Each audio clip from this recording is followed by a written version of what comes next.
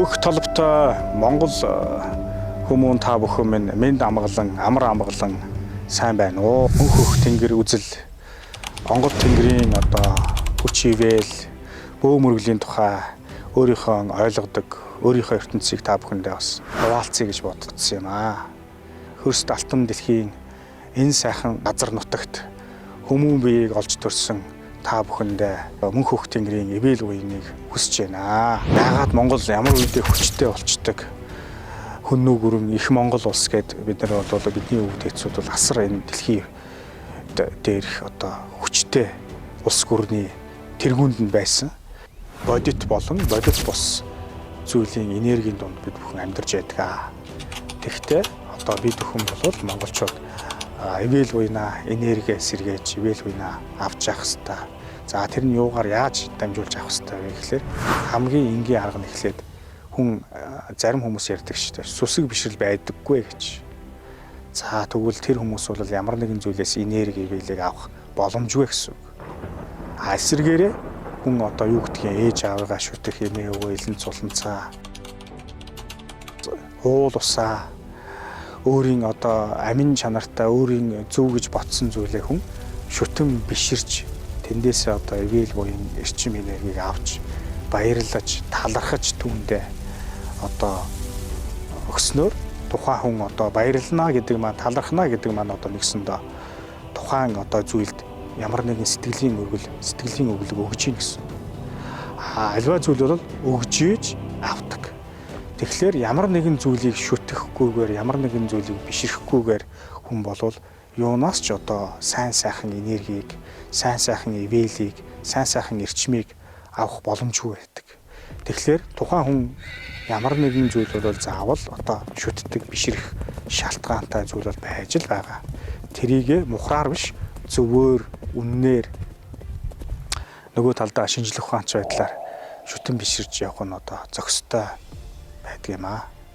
Энэ дэлхийн ертөнцид хөх толботой болж төрсэн Монгол хүмүүсийн сүнс буюу сүүн өндөр хувь тавилантай, хувь заяатай, маш өндөр чадамжтай байдаг. Энэ болгоныгоо бид бүхэн хүмүүс ярьдаг шүү дээ. Өөрөө өөрийгөө олно, өөрөө өөрийгөө хайгаад байна, олохгүй байна гэж ярьдаг. Гэтэл хүн өөрөө сүнснийхаа өгөгдөл, сүнснийхаа чадварыг олсон цагаас эхлээд хүн өөрөө өөрийгөө олдог юм аа. Бусдаар бол энийг эн тэндээс хайгаад, гадаадаас хайгаад юм уу ертөнцийн хязгаар хүртэл яваад олохгүйгаа өрөөл олохгүй байхгүй. Энд зөвхөн сууж агаад би хүн ямар удамтай вэ? Ямар ухшил гарвалтай вэ? Ямар угсаатай вэ? Удмын чадамж, оюун хүч ивэл ямар гэдгээс хамаарч тухайн хүмүүс бол авьяас бэлгийн дээд гэдгийг олох боломжтой юм аа. Хүн болгон аав ээж болно гэдэгтэй адилхан хүн болгон мөнх хөх тэнгэрийн хүчин дор агуу ах дээдсүүдийн ивэл буянаар энэ ертөнцид энэ дэлхий хэмээх энэ сайхан гариг дээр хүн болж мэндэлсэн цагаасаа эхлээд сайн сайхан зүйлийг бүтээх зорилготой энэ ертөнцид мэндэлсэн байдаг юм аа.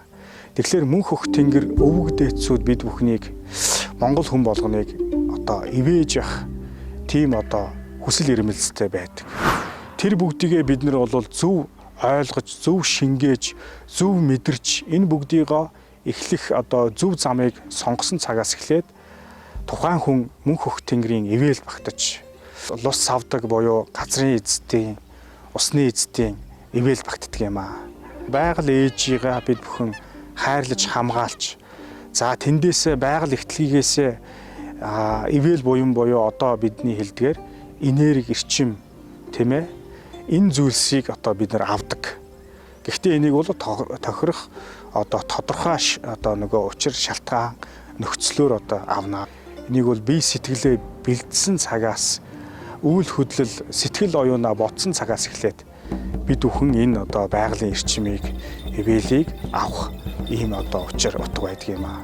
Монгол бөө мөргөл зан үйл болвол бусад ихтлгийд амьдарч байгаа хүн ардаас язгуур ухсаатангуудаас бид нэр өөр одоо ухсаа гарвал язгууртай, өөр одоо онцлогтой.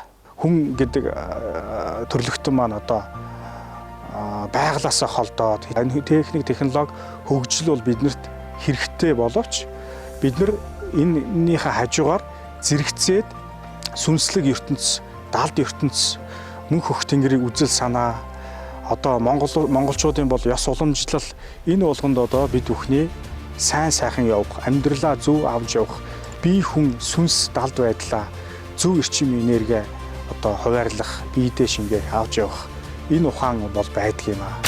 Тэгэхээр энэ хүчтэй байх шалтгаан нь юунда, нууц нь юунда байсан юм бэ гэхээр мөнх хөх тэнгэр үзэл санаа буюу одоо онгод тэнгэр ивэл буюу одоо биднэрт одоо далдын хүч зөв эрчим энергиэр авсан цагтаа Монгол одоо сайн сайхан явдаг. Тухайн одоо улс гүрэн сайн сайхан болдго юм аа.